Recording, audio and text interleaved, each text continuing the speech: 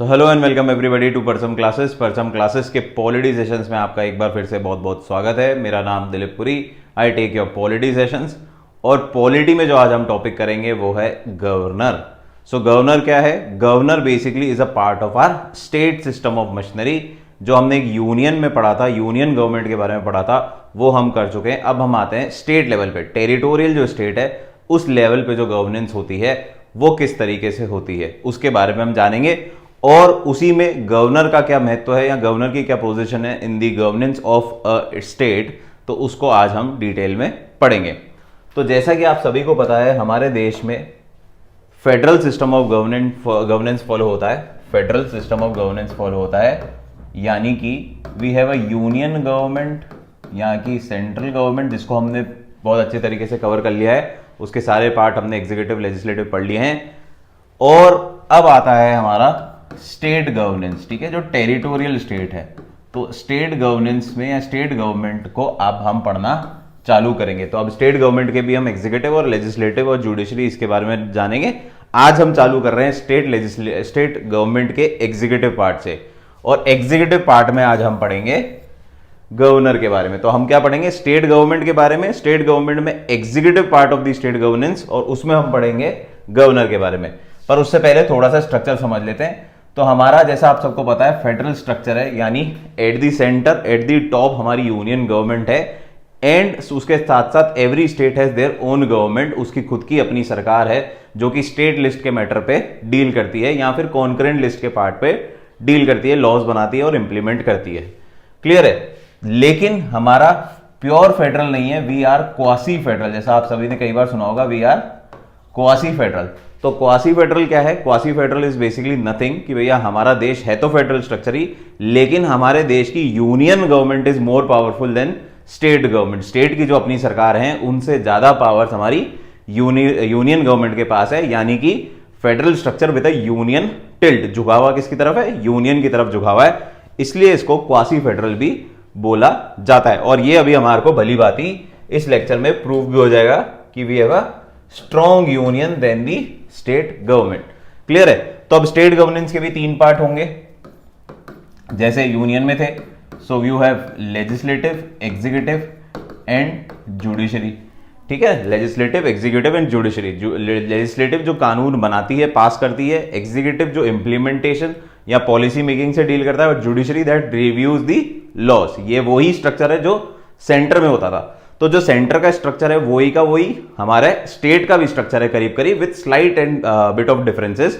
थोड़ा बहुत नमक मिर्ची ऊपर नीचे है, अदरवाइज बिल्कुल स्वाद जो सेंट्रल गवर्नमेंट का है वही हमारे स्टेट गवर्नमेंट का भी है। We have legislative, we have executive and we have judiciary at all the levels. जो सेंट्रल लेवल पे था वही स्टेट लेवल पे भी है। क्लियर है? तो इसी तरह आज हम आएंगे एग्जीक्यूटिव में। एग्जीक्यूटिव पार्ट को आज हम डील करेंगे जैसा हमने वहां पे पहले किया था एग्जीक्यूटिव, जब हमने पढ़ा था president, prime minister, council of minister. तो इसी तरीके से आज हम स्टेट के एग्जीक्यूटिव के बारे में बातें करेंगे, जिसमें हम पढ़ेंगे गवर्नर को। किसको पढ़ेंगे? गवर्नर को। ठीक है, तो ये तो था इंट्रोडक्शन। आई होप आपको इंट्रोडक्शन क्लियर हो गया हो कि क्या क्या स्ट्रक्चर होता है स्टेट की पूरे देश की गवर्नेंस का। और उसमें आज हम पढ़ेंगे स्टेट लेवल गवर्नेंस के बारे में। ठीक है, अब क्या है, इंट्रोडक्शन देख लेते हैं गवर्नर का। So part 6 of the constitution deals with the government in the states.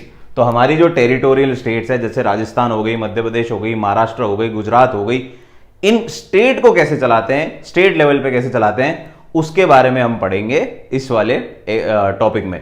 तो इसमें सबसे पहले हम उठा रहे हैं एग्जीक्यूटिव पार्ट। एग्जीक्यूटिव पार्ट में हम सबसे पहले उठा रहे हैं गवर्नर। क्लियर है? तो कौन सा पार्ट डील करता है with the state government? With the state government, तो part 6 of the constitution deals with the governance in the state. Article इससे रिलेटेड है 153 to 167 that deals with the state executive. तो आज जो हम एग्जीक्यूटिव चालू कर रहे हैं तो उसके आर्टिकल क्या है? 153 से 167। हालांकि आज हम उसका एक पार्ट ही करेंगे जिसमें हम गवर्नर पढ़ेंगे। एग्जीक्यूटिव में फिर और भी चीजें आ जाएंगी, जैसे कि चीफ मिनिस्टर आ जाएगा, council of minister at state level आ जाएंगे। तो जो चीफ मिनिस्टर है उसकी पोजीशन मोर और लेस, अगर हम कंट्री लेवल पे बात करेंगे तो प्राइम मिनिस्टर जैसी है। जो council of minister union government में, वैसे ही कुछ हमारे council of minister state government में है। जो हमारे अटॉर्नी जनरल ऑफ इंडिया होते थे उसी की तरीके की पोस्ट है हमारी स्टेट लेवल पे advocate general of the state. Advocate general of the state जो सरकार का लीगल पर्सन है। और सिमिलरली जैसे हमारा प्रेसिडेंट होता था एट द यूनियन लेवल, उसी तरीके से हमारा क्या है governor at the state level, ये हमें पढ़ना है। तो जो स्ट्रक्चर हमारा सेंटर पे फॉलो होता है ऑलमोस्ट उसका रेप्लिकेशन, उसका डुप्लीकेशन हम फॉलो करते हैं हर स्टेट की गवर्नमेंट में, ठीक है। और इसमें आज हम पढ़ रहे हैं गवर्नर को। किसको पढ़ रहे हैं? गवर्नर को, ठीक है। सो कौन होता है गवर्नर? तो governor is the chief executive head of the state which is very much similar to the position of the president when we talk about the country। जब हम कंट्री में बात कर रहे हैं तो our executive head is the president of our country। तो similarly अगर हम स्टेट की बात करेंगे तो स्टेट का एग्जीक्यूटिव कौन होगा? गवर्नर होगा। तो गवर्नर का रोल, गवर्नर की पावर, गवर्नर के function more or less president जैसे ही होंगे, डुप्लीकेट होंगे, जुड़वा भाई हैं दोनों एक तरीके से मान लीजिए, बस थोड़ा थोड़ा डिफरेंस रहेगा, थोड़ी बहुत ऊंच नीच रहेगी। जैसा आइडेंटिकल ट्विंस जो नहीं होते उनमें थोड़े बहुत डिफरेंसेस आपको देखने मिल जाते हैं, उसी तरीके से आप मान लीजिए president governor non identical twins है, बिल्कुल सिमिलर नहीं है but at least there has some similarity या most of the part is similar, ठीक है। But like the president he is the nominal executive head. Similarly वही बात होगी, जैसा प्रेसिडेंट था नॉमिनल एग्जीक्यूटिव है, डी और एग्जीक्यूटिव है, डी फैक्टो नहीं है, रियल नहीं है, रियल पावर्स नहीं है। उसी तरह गवर्नर के पास भी at state government he is the nominal head, नाम का हेड है, the real head is the chief minister at state level. जैसे प्राइम मिनिस्टर वहां हुआ करते थे यूनियन पे, उसी तरीके से चीफ मिनिस्टर यहां पे होते हैं at the state level. Simple.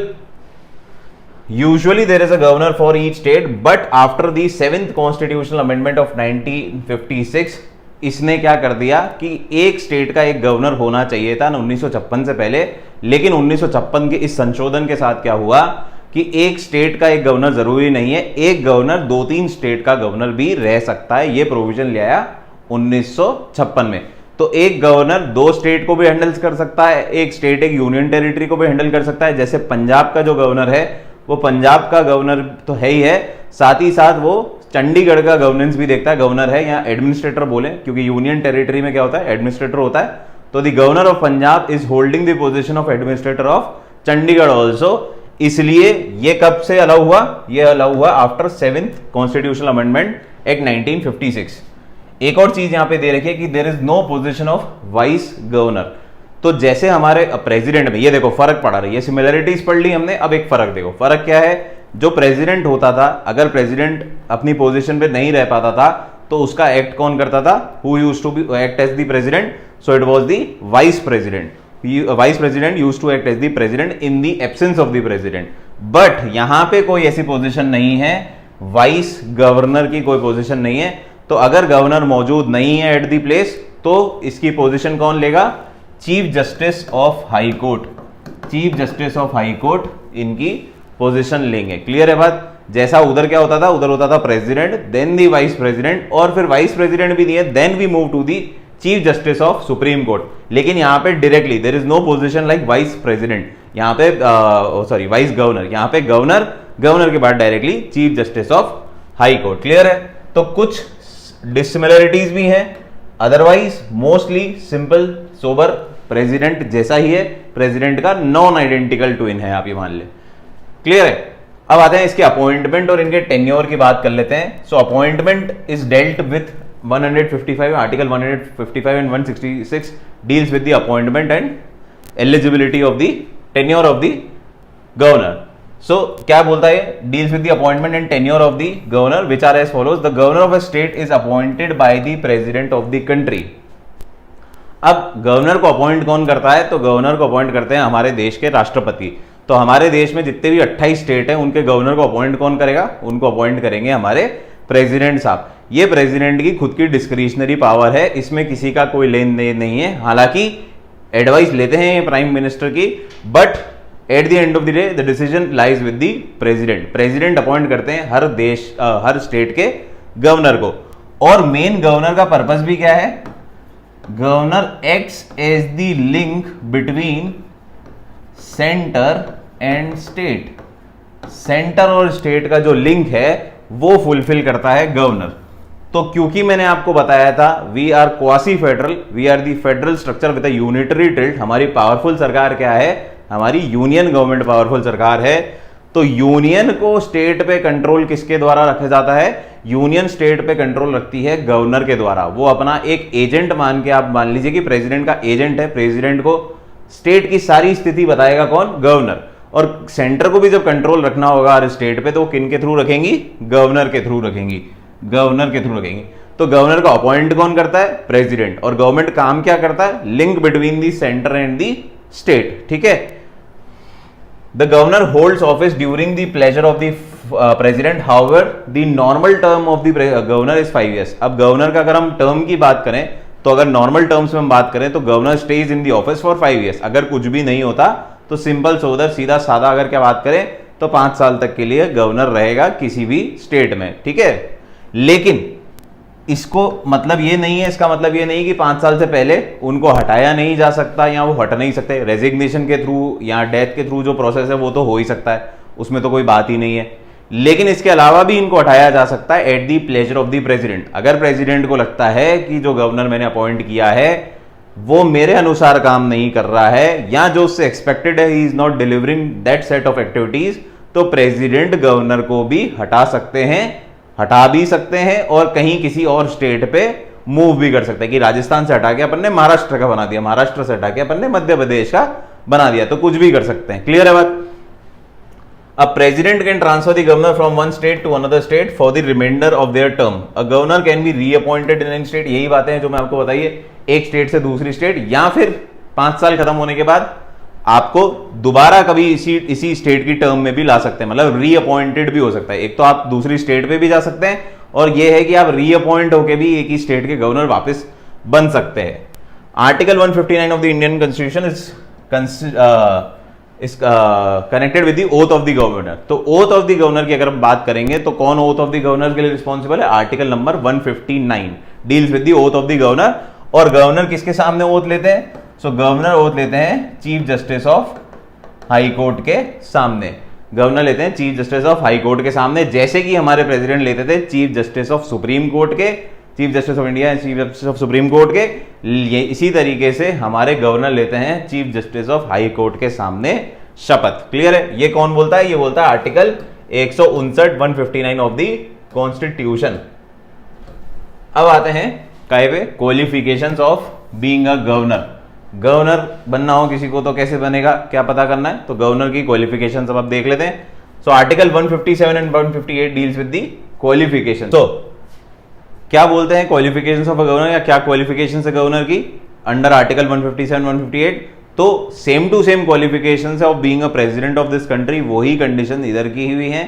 He should be the citizen of India, should be at least 35 years of age, should not be a member of parliament or member of legislature, state legislature, process should not hold the office of profit under the government। तो जो जो condition हमारे president के लिए थी वही इनके लिए, नागरिक होने चाहिए भारत के, 35 साल इनकी उम्र होनी चाहिए, ऑफिस ऑफ प्रॉफिट नहीं होल्ड करना चाहिए इनको, और चौथा मेंबर ऑफ पार्लियामेंट या member of state legislative assembly भी नहीं होने चाहिए। अगर हैं तो इनको ये ऑफिस छोड़ना पड़ेगा to join the office of a governor. Clear है बात? सिंपल सोबर क्वालिफिकेशन है, ज्यादा माथाफोड़ी की बात नहीं है। अब आते हैं हम, क्वालिफिकेशंस देख ली हमने, ओथ देख ली। छोटा सा टॉपिक है क्योंकि प्रेसिडेंट का रेप्लिका है, इतना डिटेल में नहीं जाएंगे, we will just get the overview of the governor. उसके बाद इट इज और more or less same as of the president.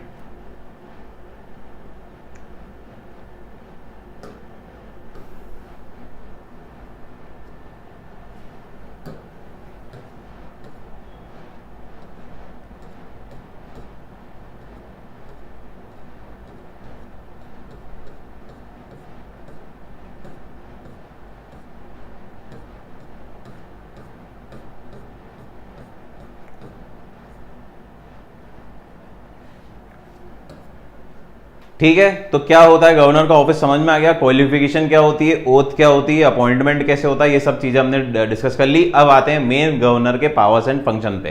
तो गवर्नर का मेन काम, जैसे मैंने आपको बताया, is to act the bridge between the central government and the state government. State governance और पे कंट्रोल रखने के लिए union government appoint their governor. कौन अपॉइंट करता है? प्रेसिडेंट अपॉइंट करते हैं गवर्नर को। ये हमें समझ में आ गया। अब क्या क्या पावर्स है इनके पास, तो सबसे पहले आते हम लेते हैं executive powers. The executive powers of the governor are similar to that of the president except only exercised in the state. तो जो पावर्स मोटा मोटा हमारे प्रेसिडेंट के पास हैं वही पावर्स हमारे गवर्नर के भी पास हैं एट दी स्टेट लेवल. वो सेंट्रल लेवल पे हैं, ये स्टेट लेवल पे हैं. ठीक है. The governor is the nominal head of the state. He she appoints the chief minister of the state, other ministers advise of the chief minister and advocate general. तो सबसे पहला अपॉइंटमेंट ऑफ द एग्जीक्यूटिव्स की अगर हम बात करेंगे तो जैसे प्रेसिडेंट साहब अपॉइंट करते थे हमारे प्राइम मिनिस्टर को, देन हमारे चीफ काउंसिल ऑफ मिनिस्टर्स को on the advice of the prime minister, and then attorney general of India को भी अपॉइंट करते थे हमारे प्रेसिडेंट साहब. तो सिमिलरली यही अपॉइंटमेंट गवर्नर भी करते हैं एट द स्टेट लेवल. वो अपॉइंट करते हैं हमारे चीफ मिनिस्टर को, जैसे प्राइम मिनिस्टर था, फिर उनकी एडवाइस पे अपॉइंट करते हैं काउंसिल ऑफ मिनिस्टर, इनकी जो मंत्रीगण रहेंगे उनको, and then finally advocate general of the state ये अपॉइंट करेंगे. So similar powers like the president. The governor however exercises executive powers on behalf of the president under the president rule in state. तो कभी भी president को अगर president rule लगाना है किसी स्टेट में, या स्टेट मशीनरी अगर according to the constitution behave नहीं कर रही, हमने पढ़ा था, तो प्रेसिडेंट साहब प्रेसिडेंट रूल लगा सकते हैं उस पर्टिकुलर स्टेट में. क्लियर है. Article number 356. ये इमरजेंसीज आपको तीनों याद होनी चाहिए, 352, 356 और 360. तो कोई भी स्टेट जब अनकॉन्स्टिट्यूशनल बिहेव करती है तो वहां का governor can report to the president and ask the president to appoint or to enforce the president rule in that state. तो यही काम इधर गवर्नर का है कि गवर्नर को जब भी लगता है कि स्टेट मशीनरी ढंग से बिहेव नहीं कर रही है in the prescribed manner in the constitution, unconstitutional हो रही है, तो वो प्रेसिडेंट साहब को बोलेंगे और प्रेसिडेंट साहब वहां पे प्रेसिडेंट रूल इंपोज कर देंगे. तो प्रेसिडेंट रूल इंपोज करना प्रेसिडेंट का काम है, बट होगा किसके थ्रू? चैनल कौन है? Governor acts as the channel. Also the governor can not impose any emergency but he can recommend the imposition of emergency. तो अगर कोई भी स्टेट में अंदर अफेयर्स, इंटरनल अफेयर्स अच्छे नहीं है या एक्सटर्नल अग्रेशन का शिकार हो रही है, तो हालांकि गवर्नर इमरजेंसी तो नहीं लगा सकता स्टेट में, लेकिन he can always recommend the president to impose emergency in that particular state. वो प्रेसिडेंट से गुजारिश कर सकते हैं कि भैया हमारे यहाँ के हालात सही नहीं है, आर्म्ड रिबेलियन हो रहा है, इंटरनल खून खराबा चल रहा है या एक्सटर्नल अग्रेशन हो रहा है, तो आप गुहार कर सकते हैं किससे? प्रेसिडेंट साहब से, कि आप हमारे यहाँ पे इमरजेंसी लगा दें. क्लियर है बात? तो ये प्रेसिडेंट को बोल सकते हैं लगा दीजिए, और प्रेसिडेंट को सही लगेगा तो वो लगा भी देंगे. ठीक है. फिर आते हैं हम लेजिस्लेटिव पावर. एग्जीक्यूटिव पावर देख ली हमने, फिर आते हैं हम लेजिस्लेटिव पावर. तो लेजिस्लेटिव पावर्स भी मोर और लेस सिमिलर हैं. क्या क्या है देख लेते हैं. When a bill other than a money bill is introduced and passed in the parliament it needs the final assent of the governor. तो जैसे हमें पता है सेंटर पे लोकसभा राज्यसभा से बिल पास होके फाइनली जाता है प्रेसिडेंट के पास, वो उन पे हस्ताक्षर करते हैं, तो जाके बिल बन जाता है एक लॉ. सिमिलरली जब हम स्टेट लिस्ट की बात करेंगे, स्टेट लिस्ट के कानून की बात करेंगे, तो वो पास होगा लेजिस्लेटिव असेंबली से, फिर लेजिस्लेटिव काउंसिल अगर है किसी स्टेट में, क्योंकि लेजिस्लेटिव काउंसिल हर स्टेट में नहीं है और जरूरी भी नहीं है, अगर है तो वहां से पास होके पहुंचेगा गवर्नर के पास. गवर्नर के पास पास होने के बाद गवर्नर जब तक इस पे हस्ताक्षर नहीं करेंगे, सिग्नेचर नहीं करेंगे, असेंट नहीं देंगे, तब तक ये बिल कानून नहीं बनेगा. तो वही पावर जो प्रेसिडेंट के पास है. अब गवर्नर के पास क्या क्या पावर है विद द बिल? तो जैसा हमें पता है प्रेसिडेंट के पास क्या थी? अपनी असेंट दे दो, give his assent, withhold his assent, और send back the bill for reconsideration. तो सिमिलर पावर्स हमारे गवर्नर के पास भी है. वो किसी भी बिल पे अपनी असेंट दे सकते हैं, नहीं दे सकते हैं, रख सकते हैं, कोई जवाब नहीं दे सकते, देना चाहें तो नहीं दे सकते, और उनके पास ये पावर भी है कि भैया वो रिकंसिडरेशन के लिए भेज सकते हैं इन दी स्टेट लेजिस्लेटिव असेंबली कि ये बिल आया है, इसको मैं पास नहीं करूंगा, इसमें ये चीजें हैं, आप इस पे बदलाव करके दीजिए. तो ये रिक्वेस्ट भी कर सकते हैं, जिसको अपन सस्पेंसिव वीटो बोलते हैं. क्लियर है? तो ये तीन पावर तो गवर्नर के पास भी हैं, लेकिन एक एडिशनल पावर और है कि ये माई बाप को ट्रांसफर भी कर सकते हैं. माई बाप को ट्रांसफर इन द सेंस कि जो चीज हमारे जो बिल इनको सही ना लगा या इनको पास नहीं करना था, वो इन्होंने क्या कर दिया? प्रेसिडेंट रिकमेंडेशन के लिए ट्रांसफर कर दिया. He can reserve the bill for president's recommendation या प्रेसिडेंट्स एडवाइस. ठीक है, जो कि प्रेसिडेंट के पास नहीं थी, क्योंकि प्रेसिडेंट किसके लिए रिजर्व करेंगे? प्रेसिडेंट तो खुद ही first citizen of our country है, वो किसके लिए रिजर्व करेंगे? वो अमेरिका थोड़ी भेजेंगे बिल को पास करने के लिए या एडवाइस के लिए. तो यहां पे क्या है? गवर्नर के पास 3 पावर तो है ही, give his assent, withhold his assent जिसको हम बोलते हैं पॉकेट वीटो, तीसरा सस्पेंसिव वीटो, रिकंसिडरेशन के लिए लेजिस्लेटिव असेंबली में भेज सकते हैं, एक और पावर है यहाँ पे प्रेसिडेंट असेंट या प्रेसिडेंट एडवाइस के लिए ही कैन रिजर्व दी बिल। और फिर प्रेसिडेंट उस बिल पे क्या करते हैं, वो प्रेसिडेंट का लुकआउट है, उसमें कोई ज्यादा बात नहीं है, वो चाहे तो दे सकते हैं, चाहे तो रोक सकते हैं या रिकमेंडेशन दे सकते हैं। क्लियर है, वो वही कहानी अपनी कर सकते हैं या वो अपनी खुद की पॉकेट वीटो लगा सकते हैं। लेकिन यहाँ पे गवर्नर के पास क्या हो गई, 4 पावर हो गई 3 की बजाय, कि भैया आप पॉकेट वीटो भी लगा सकते हैं, आप सस्पेंसिव वीटो भी लगा सकते हैं, आप बिल पास भी कर सकते हैं, और चौथा आप बिल पास ना करके प्रेसिडेंट की एडवाइस के लिए भी भेज सकते हैं या रिजर्व कर सकते हैं, और फिर प्रेसिडेंट का जवाब आएगा जबकि जब देखेंगे। फिर article 176 instil the government to summon, prorogue and dismiss the state legislature when it loses confidence. तो जैसा आपको याद है, मैं बार बार प्रेसिडेंट से कंपेयर कर रहा हूं ताकि आपको याद करने में कोई डिफिकल्टी नहीं हो, क्योंकि सिमिलर टाइप के आदमी हैं, कोई ज्यादा फर्क है नहीं, तो ज्यादा दिमाग हमारे को भी लगाने की जरूरत नहीं है। ठीक है, सो समन्स एंड प्रोरोग्स, तो ये तो हमें पता है कि कोई भी सेशन ऑफ पार्लियामेंट होता था तो उसको कॉल अपॉन और कॉल ऑफ कौन करता था, प्रेसिडेंट करता था। तो इसी तरीके से भी इसको स्टेट लेजिस्लेटिव असेंबलीज के सेशन को प्रोरोग और समन कौन करेगा, तो वो करेंगे हमारे गवर्नर। यहां तक तो कोई दिक्कत नहीं है।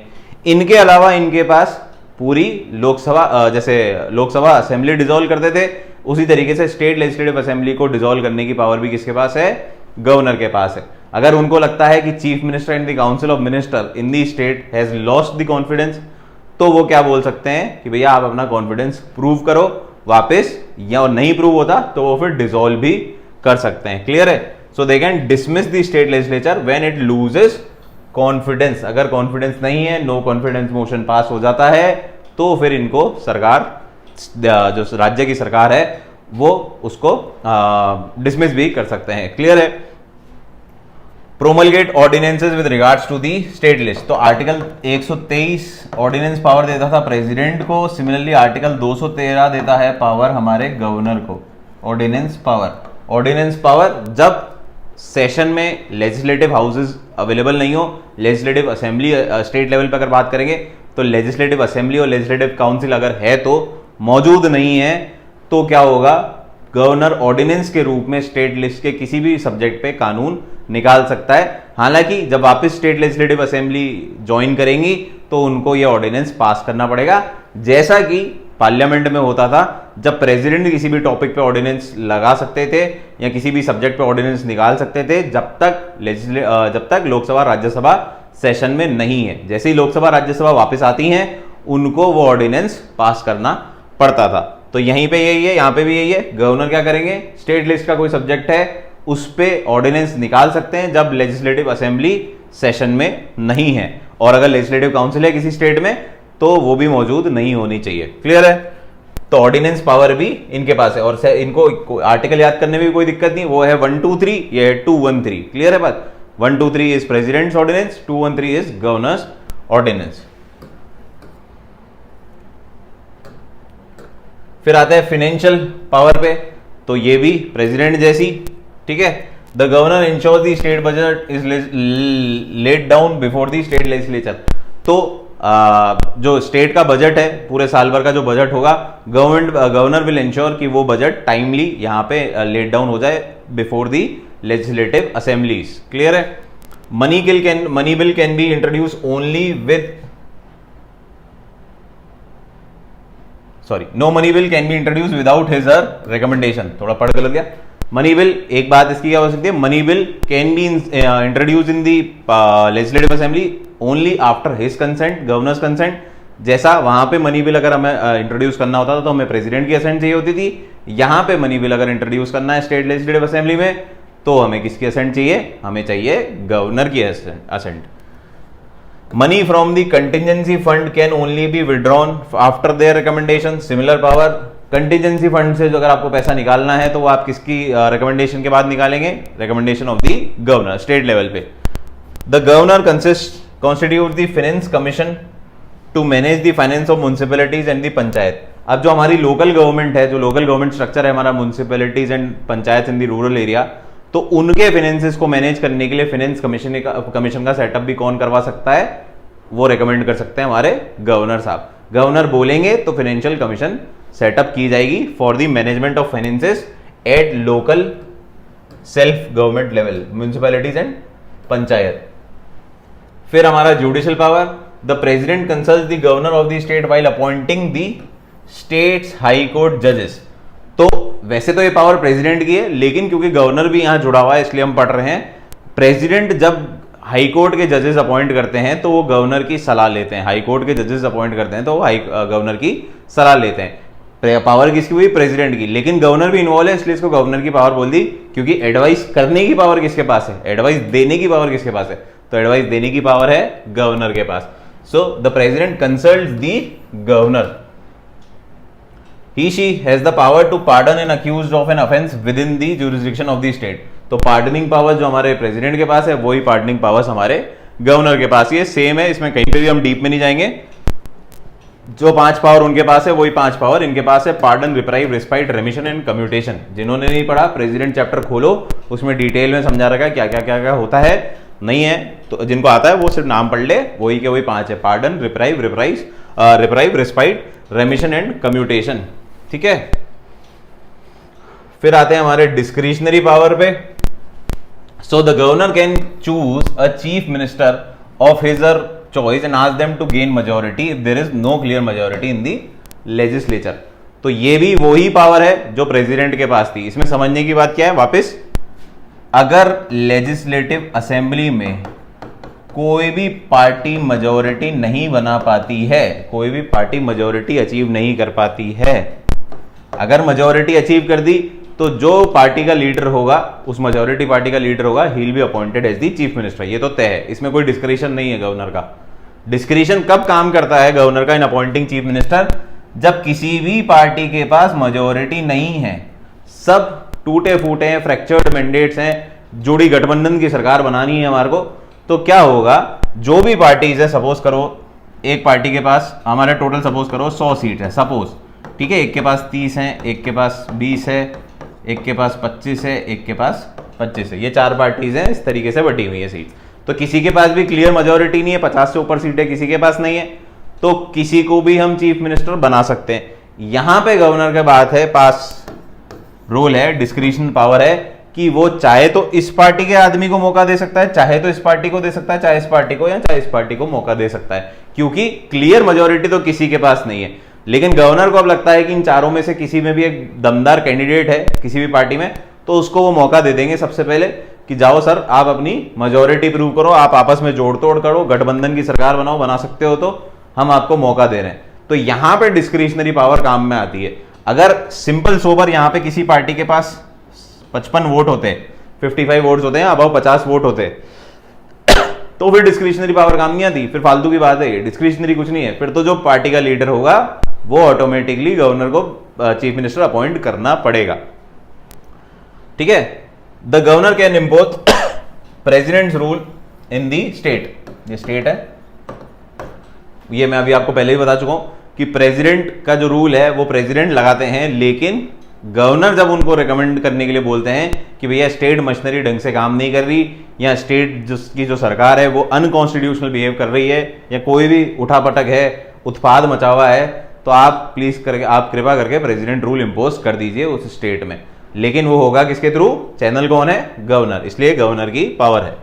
It can dissolve the legislative assembly, जब भी कभी गवर्नर को लगेगा कि इन्होंने किसी भी मेजॉरिटी पार्टी या जिसकी सरकार है, जो चीफ मिनिस्टर और काउंसिल ऑफ मिनिस्टर हैं, वो majority of the house attain नहीं कर पा रहे हैं या वो मेजॉरिटी लूज कर देते हैं, तो वो पहले तो मौका देंगे किसी और को मेजॉरिटी प्रूव करने का, और अगर कोई भी मेजॉरिटी प्रूव नहीं कर पा रहा तो वो पूरी लेजिस्लेटिव असेंबली को डिसमिस करेंगे और वापस री इलेक्शन के लिए बोलेंगे। So he has the power to dissolve the legislative assembly. अभी ऐसा पावर, इसको ये कहीं मत समझ लेना दिमाग में कि डिसॉल्व द लेजिस्लेटिव असेंबली तो गवर्नर कल को उठे बोले चलो लेजिस्लेटिव असेंबली डिसॉल्व करो, नए इलेक्शन कराओ, ये नहीं है, ये मजबूरी है कि अब ऑप्शन ही नहीं है। तो अनाउंस कौन करेगा कि री इलेक्शन कराने? तो अनाउंस करने का काम है स्पीकर है कि भैया मेरे को ये अनाउंस करना है कि लेजिस्लेटिव असेंबली अब डिसॉल्व की जाती है, क्योंकि किसी के पास मेजॉरिटी नहीं है, इसलिए, और इसलिए अब री इलेक्शन कराओ।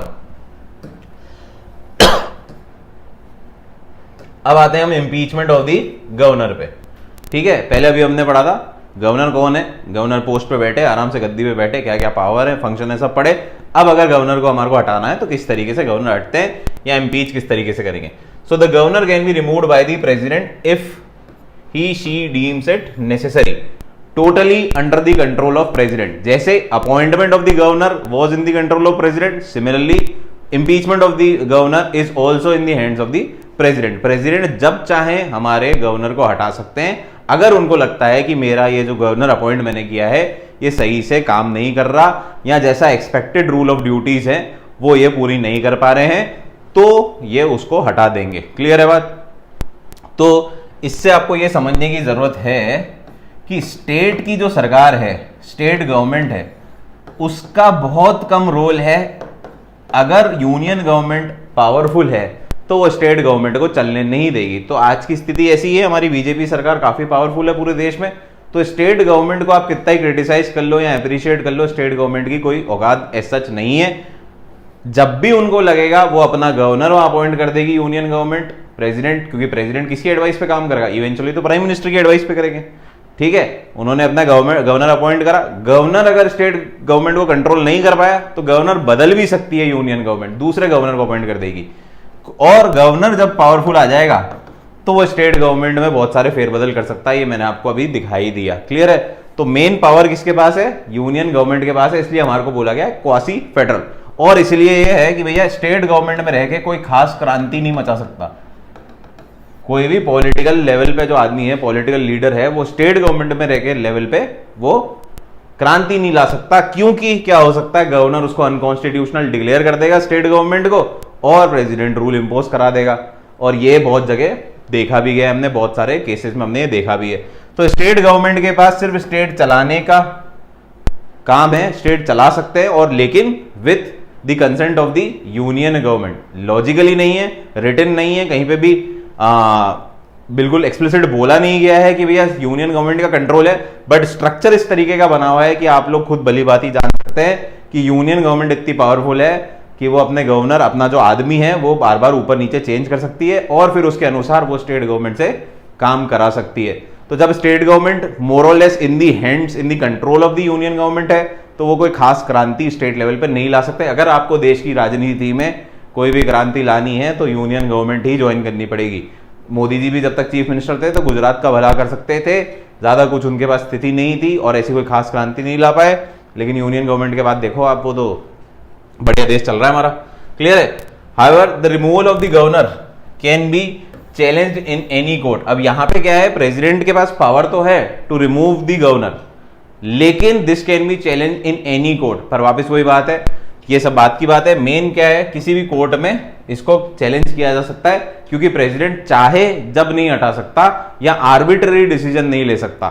यहां पे ये बोला गया है स्पेसिफिकली, आर्बिट्ररी डिसीजन नहीं ले सकता, कोई ठोस वजह होनी चाहिए। ऐसा नहीं मेरा मन किया तो गवर्नर हटा दिया, मेरा मन किया तो गवर्नर लगा दिया। क्लियर है बात? अगर आप उसको हटा रहे हो तो आपके पास कोई ठोस वजह होनी चाहिए, अनकॉन्स्टिट्यूशनल बिहेव उनको करना चाहिए, या आपके ऑर्डर्स उन्होंने माने नहीं, या प्रेसिडेंट रूल इंपोज नहीं किया, जो भी चीजें, वो सारी चीजें आपको ध्यान रखनी है, तभी आप उसको हटा सकते हो। Otherwise it can be challenge in the court of law. However in practical sense this seems to be quite difficult, ऐसा होता नहीं है। ठीक है, अब आते हैं लेफ्टिनेंट गवर्नर्स एंड एडमिनिस्ट्रेटर्स। अब स्टेट का तो क्या होता है, गवर्नर होता है। ठीक है, स्टेट का क्या होता है, गवर्नर। इसी तरह जो हमारी यूनियन टेरिटरीज है तो वहां पे हमारे एलटीज एंड एलजीज एंड एडमिनिस्ट्रेटर होते हैं। एलटीज एलजीज, लेफ्टिनेंट गवर्नर। ठीक है, लेफ्टिनेंट गवर्नर जैसे हमारे दिल्ली के हैं या किसी भी यूनियन टेरिटरी के हैं, और एडमिनिस्ट्रेटर, तो उनका नाम क्या है, लेफ्टिनेंट गवर्नर या फिर एडमिनिस्ट्रेटर नाम से जाने जाते हैं। पोस्ट और position more or less governor जैसी होती है, बस वहां पे हम इनको किस नाम से बोलते हैं, लेफ्टिनेंट गवर्नर या एडमिनिस्ट्रेटर। और वहां पे पूरा कंट्रोल इनके हाथ में होता है, एक्सेप्ट इन दिल्ली जहां पे chief minister, council of minister की भी चलती है थोड़ी बहुत। ठीक है, so lieutenant governors administrative function as governors, function as governors only. तो जो गवर्नर का रोल है वही रोल लेफ्टिनेंट गवर्नर और एडमिनिस्ट्रेटर का है। Similar task in union territories of the countries. So presently Andaman and Nicobar, Ladakh, Jammu Kashmir, Delhi and Puducherry have LGs। तो इन 5 union territories में तो क्या है, जो वो वाली पोस्ट है उसको क्या डेजिग्नेशन से जाना जाता है, लेफ्टिनेंट गवर्नर। इसके अलावा जो है उधर क्या है, एडमिनिस्ट्रेटर, उधर क्या है एडमिनिस्ट्रेटर। और एक हमारी स्टेट है जो मैं आपको शुरू में भी बताया था, पंजाब, उनका governor acts as the administrator in Chandigarh also. तो चंडीगढ़ का जो एडमिनिस्ट्रेटर है या चंडीगढ़ का जो गवर्नर आप बोल लो, क्योंकि चंडीगढ़ एक यूनियन टेरिटरी भी है, तो उनका जो गवर्नर है ही is the same governor of Punjab. जो पंजाब के गवर्नर है वो ही गवर्नर ऑफ चंडीगढ़ है या एडमिनिस्ट्रेटर ऑफ चंडीगढ़ है। तो सिमिलर आदमी है ये, क्लियर है। क्योंकि ये पावर किसने दी थी, 7th कॉन्स्टिट्यूशनल अमेंडमेंट 1956 ने, कि one governor can be appointed for multiple state or a state and union territory. एक गवर्नर को आप एक से ज्यादा स्टेट में भी लगा सकते हैं या फिर स्टेट और यूनियन टेरिटरी में लगा सकते हैं। चलो, तो इसी के साथ हमारा गवर्नर चैप्टर होता है समाप्त। एक क्वेश्चन देख लेते हैं, एक आध ही होगा, ज्यादा होंगे नहीं, तो ज्यादा हमें क्वेश्चन पहले पढ़ो अच्छे से, अपने अंदर रगों में घुसाओ, फिर एक साथ बहुत सारे क्वेश्चन करना है। ये 2 4 5 क्वेश्चन से कोई फर्क पड़ता नहीं है, सिर्फ पैटर्न है, इसलिए मैं 1-2 क्वेश्चन डाल देता हूँ। क्लियर है। So which article of the Indian constitution provides for a governor? Article 153, ये आपको पता ही है। आर्टिकल 152, 153 से हमने चालू करा। 153 डील्स विद द एग्जीक्यूटिव, और उसमें सबसे पहले हम लेते हैं गवर्नर को, ठीक है।